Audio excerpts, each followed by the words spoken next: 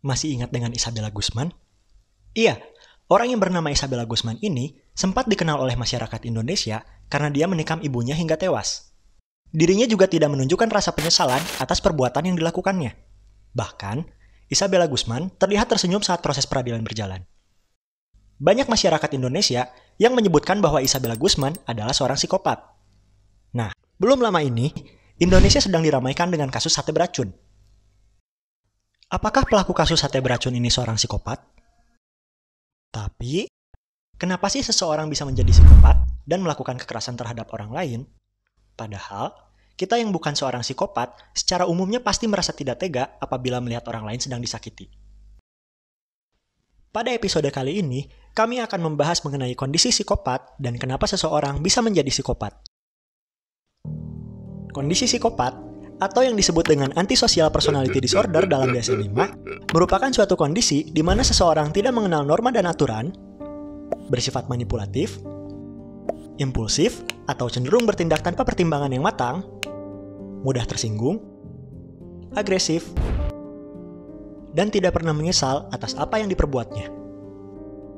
Seseorang yang memiliki kecenderungan psikopat biasanya sudah dapat terdeteksi ketika orang tersebut berusia 15 tahun. Pada usia tersebut, seseorang yang memiliki kecenderungan psikopat seringkali melakukan kenakalan dan pelanggaran hukum. Mereka bahkan bisa saja melakukan kekerasan terhadap hewan. Hal ini dilakukan karena mereka ingin menunjukkan bahwa mereka memiliki kekuatan atau kekuasaan. Lantas, kenapa seseorang bisa menjadi psikopat?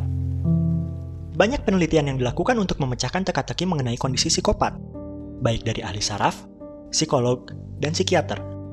Dan dari penelitian yang sudah dilakukan, ditemukan bahwa terdapat faktor biologis maupun faktor lingkungan yang dapat mempengaruhi seseorang menjadi seorang psikopat.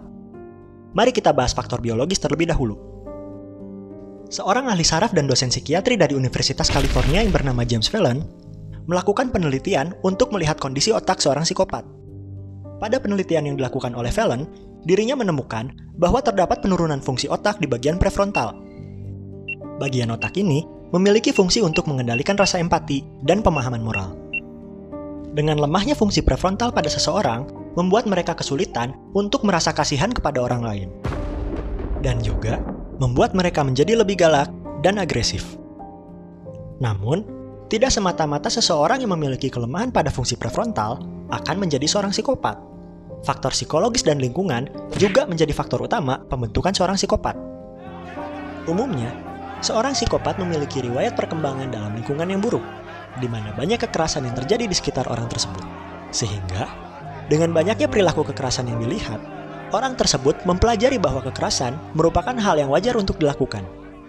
Selain itu, pola asuh orang tua juga menjadi faktor pendukung yang bisa menyebabkan seseorang menjadi psikopat. Pada orang tua yang tidak pernah memberikan aturan kepada anak, atau cenderung membebaskan anak untuk melakukan apapun, akan membuat pemahaman norma anak tidak berkembang.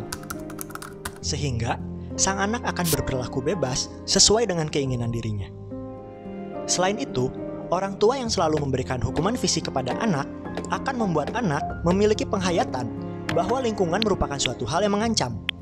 Sehingga, dengan penghayatan tersebut, anak akan berperilaku agresif dengan tujuan untuk menunjukkan kekuatannya agar dirinya tidak memperoleh ancaman dari lingkungan kembali. Dengan tidak berkembangnya pemahaman norma dan terdapatnya kelemahan pada otak bagian prefrontal seseorang, dapat memicu orang tersebut menjadi seorang psikopat. Karena untuk mengatakan bahwa seseorang itu adalah psikopat, diperlukan pemeriksaan mendalam baik secara biologis maupun psikologis. Bagi kalian yang merasa channel kami dapat memberikan manfaat, jangan lupa untuk tekan tombol subscribe. Dan jangan lupa juga untuk nyalakan notifikasi. Jadi, kalian tidak akan ketinggalan ketika kami mengupload video terbaru. Sampai jumpa!